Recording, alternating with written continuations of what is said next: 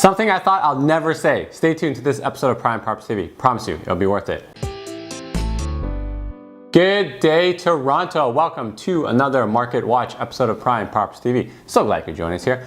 Hope you guys had a great long weekend. The fiance and I just got back from a weekend full of wedding events. It was awesome because it was a wedding for one of our dearest friends. The fiance was actually much more involved this time as she was the maid of honor.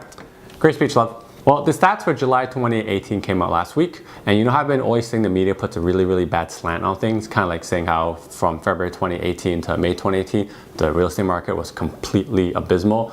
It really wasn't that bad, but well, I can't believe I'm going to say this. They're doing it again. They're blowing up the real estate market unproportionately.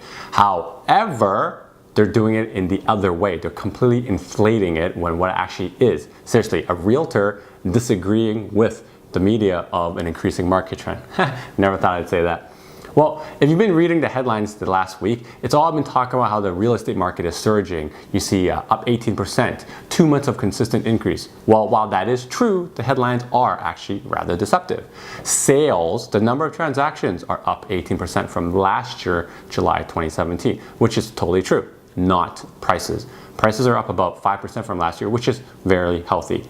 Sales up 18% last year because one reason.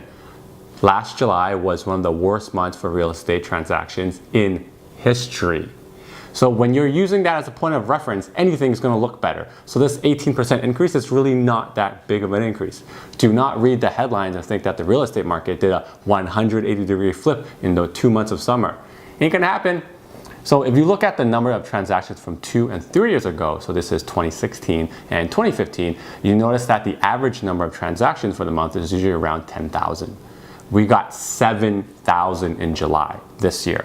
That is a far cry, a super far stretch from saying the market is surging. Yes, it was that bad last year. So here's an actual overarching lay of the land right now, what's happening. Summer, as you always know, is super slow. It's even slower in August, but the headlines are going to drive it and make it seem deceptively weird because of what the market conditions were last year. Same thing for August. It's totally going to happen instead. But this is what it is happening right now. The downtown condo market is still super strong. No supply is causing a huge issue, and at the entry-level point for purchase, most people are looking for that. Demand far exceeds the supply by a landslide. The freehold properties in Toronto proper are doing quite well and healthy. There's also a lack of supply, but the demand is not as high as condos because they're a little bit more expensive. The PO region as a whole, which includes Mississauga and Brampton, is coming back slowly, including some of the freeholds from the major hit experience in 2017. The Mississauga core around Square One is actually doing quite well right now, and I suspect the slow but steady increase to keep continuing as the LRT construction is being built on here, Ontario. Now, the York region, which is Markham, Richmond Hill, and Vaughan, are still suffering really poorly and is totally in a buyer's market, except the fact that the condos by the new VMC subway station are doing quite well right now, those during the assignment period.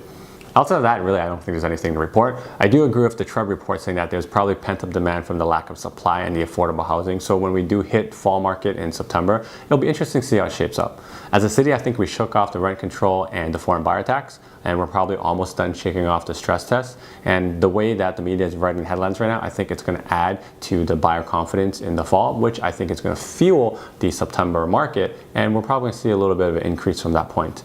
Combine that with the adjustments of the policies, we'll probably see a fairly strong September and October, ultimately to end of 2018.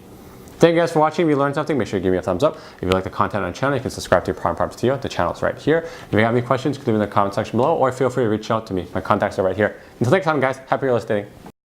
Why it's coming back is